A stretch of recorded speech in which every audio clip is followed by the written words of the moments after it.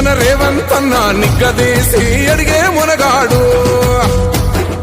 వీడు భూమిన వానైతాడు బీద సాదల ధైర్యం వీడు దొంగ దొరల భరతం పడతాడు మన రేవంత్ అన్న పేద ఇంటికి పండుగ తెస్తాడు సోనియమ్మ దివెనతోని రాహులన్న సైనికుడయ్యి పెద్ద కొడుకై యుద్ధం చెయ్య సిద్ధమాయే రేవంత్ అన్న మూడు రంగుల జెండా బట్టి సింగమోలే కదిలినాడు ఒక్కరో కాంగ్రెస్ సూర్యుడు మన రేవంత్ అన్న నిగ్గదీసి చూడలారా రైతాంగాన్ని ఈరోజు 760 మందిని పొట్టన పెట్టుకొని నిరుద్యోగ యువతకు సంవత్సరానికి 2 కోట్ల ఉద్యోగాలు ఇస్తానని 10 సంవత్సరాలలో 20 కోట్ల ఉద్యోగాలు ఇవ్వాలి.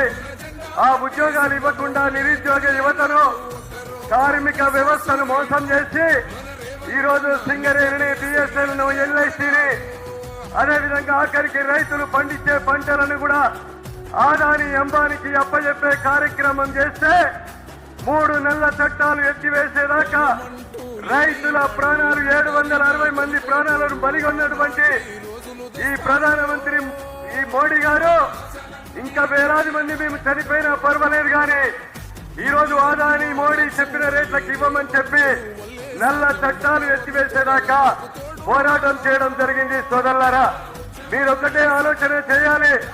ఈ రోజు రాముని పేరుతో కులాల పేరుతో మతాల పేరుతో చిచ్చుబట్టి ఓట్లు దండుకొని ఈరోజు కాంగ్రెస్ పార్టీ ఒక ముస్లింలకే అన్ని హక్కులు కల్పిస్తా అని చెప్తా ఉన్నది.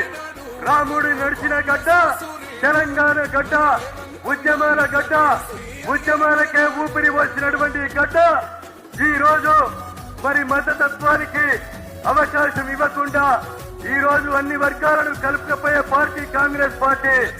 ఈ దేశ స్వతంత్రం కొరకు పోరాటం చేసిన ఇందిరా గాంధీ, రాజీవ్ గాంధీ ప్రాణ త్యాగాలు చేసిన పార్టీ.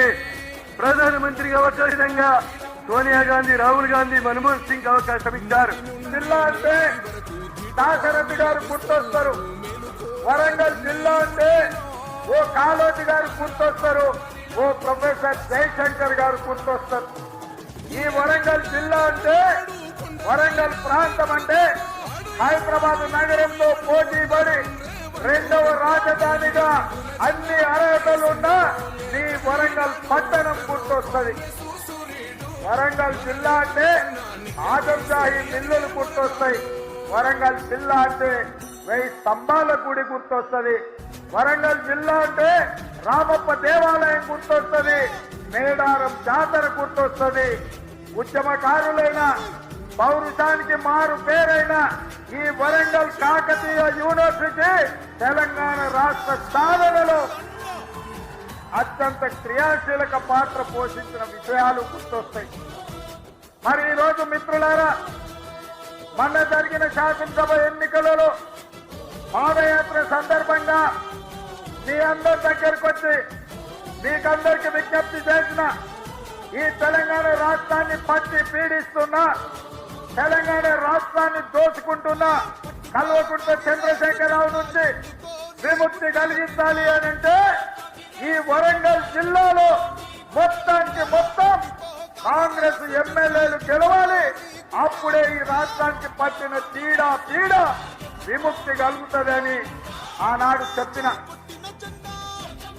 ఇచ్చిన మాట ప్రకారం మీరందరూ 12లో 10 మంది ఎమ్మెల్యేలను గెలిపించి అండగా నిలబడి ఈనాడు తెలంగాణ రాష్ట్రంలో ఇందిరమ్మ రాజ్యం ప్రజాపాలన వచ్చిందంటే ఈ వరంగల్ గడ్డ అండగా నిలబడ్డానికే ఇవాళ ప్రజారాజ్యం ఏర్పడ్డదని మీ అందరికీ నేను సవినయంగా చెప్పదలుచుకున్నాను. ఇవాళ నాకు వారం రోజుల కింద ఆఫీస్కి వెళ్ళి ఫోన్ వచ్చింది. 40 కోట్ల రూపాయలు శాంక్షన్ ఇచ్చిండు ఆర్ఈసీ నుంచి సిఎస్ఆర్ గార్డెన్స్ వరకు.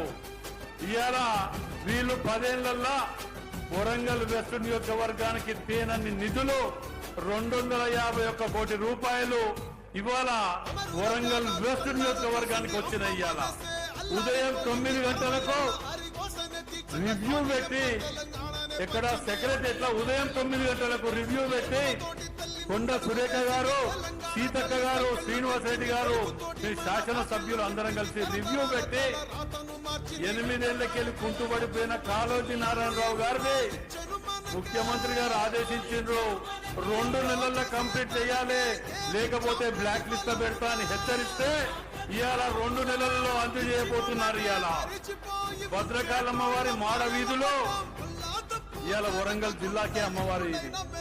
మాడ వీధులు కూడా కోడ్ రాక ముందుకే ఎలక్షన్ల ముందుకే కొబ్బరికాయ కొట్టి 30 కోట్ల రూపాయలు గతంలో ఇచ్చినామని చెప్తున్నారు. ఇచ్చినట్టే ఇచ్చి క్యాన్సిల్ చేస్తే దాన్ని ముఖ్యమంత్రి గారు మళ్ళా వాటిని ఇచ్చి ఇలా ఏర్పడకుండా ఇవి చేసిండ్రు.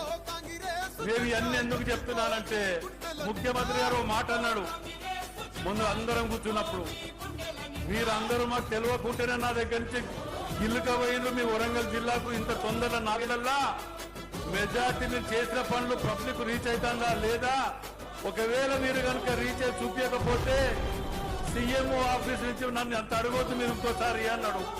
దయచేసి వరంగల్ వెస్ట్ పార్లమెంట్ యొక్క ప్రజలకు ప్రత్యేకంగా విజ్ఞప్తి చేస్తున్నా, మొన్న వచ్చిన దానికంటే డబుల్ మెజార్టీ వస్తే నమ్మకం నాకున్నది.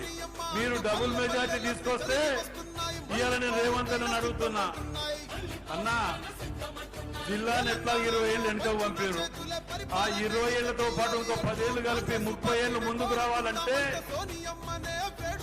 అండర్ గ్రౌండ్ డ్రైనేజ్ ఇస్తా అని చెప్పి 4 మాటలు చెప్పి దొంగ అవతల పడ్డాడు.